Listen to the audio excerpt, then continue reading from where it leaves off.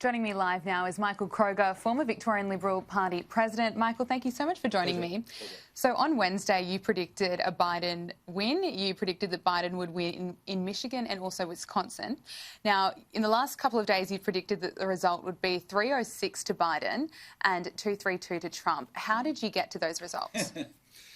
Well, you study the seats and you look at trends and you add in a bit of experience. I've been doing this coverage since 1988, so a long time now. And so with Wisconsin and Michigan, and everyone criticised me when I did that, but the point was these are Democrat states. They were very strongly Democrat states in 2012 for Obama. He won by 9.5% in one and 6.9% in the other. And I thought they would swing back. I thought Trump had offended too many people in the moral middle class, that they would swing back, and they have.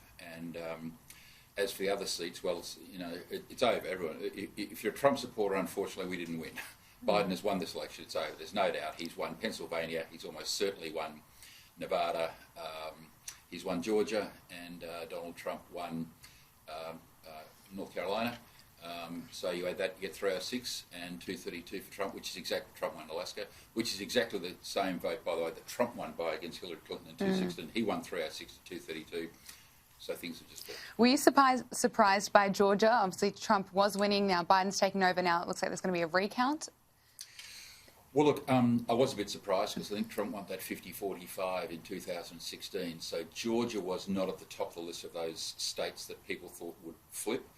It's voted for the Republican Party candidate for many years. I think over 20 years, it's been Republican. So yeah, that was a bit of a surprise. But the problem for Trump is that all these legal actions, he's got to overturn the vote in 3 or 4 states, not just one, in 3 or 4, and that's impossible and won't happen. So Joe Biden's just spoken. He's confident that he's going to be winning tomorrow. Were you expecting a victory speech? I suppose he's saying that we need to be patient, we need to count all the votes. That's a bit of a hit at Trump, seeing as he wants to count all the legal votes, so that's what he's saying. What did you make of Biden's speech? Some people said, what was the point of it? But the point of it was this. He's showing humility in success, in victory. And, as John Howard taught me many years ago, most Australians, humility is a good thing in politics. People like that. They don't like arrogance, surprisingly. They don't like hubris. And Biden's done everything correct from a political point of view. If his advisors were giving a reflection on his performance the last couple of days, you'd give Biden 100 out of 100. He knows he's won, and he's not giving a triumphalist speech. He's not being arrogant. He's saying, take it slowly. He's not rushing to the White House. He's just simply saying, let the process take its course. He's trying to calm the country down. And I thought it was a clever speech in the circumstances. It wasn't a very long speech, but he did mention the coronavirus pandemic and how badly it's been handled in America. And it's interesting timing. Just a few minutes later, the President's Chief of Staff has tested positive to coronavirus. I know that's too late to make an impact on votes, but surely it's damaging for the President. Of course, it looks bad. It just reinforces people's views that he made a mess of the thing. When, in fact, Trump should never have claimed he was the way which coronavirus could be solved in America. I mean, this is a federation of states. The states control what happens with coronavirus in America, not the federal government, not Donald Trump, not Scott Morrison.